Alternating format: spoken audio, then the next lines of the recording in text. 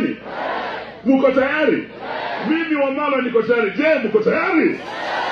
Ama kuna mtu wa 2032 hapa? Asante bwana Cleo. Now take charge of this campaign ili ulete mgeni wetu wa heshima.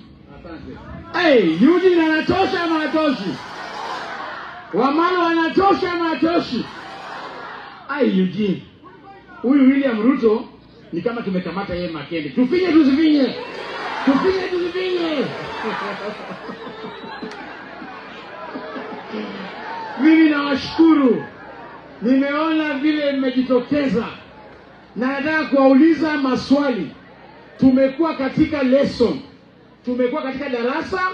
Nataka tuone kama mulikuwa mnapata ile kitu tunasema. Eugene amesema yeye yako tayari kuenda pale 2027.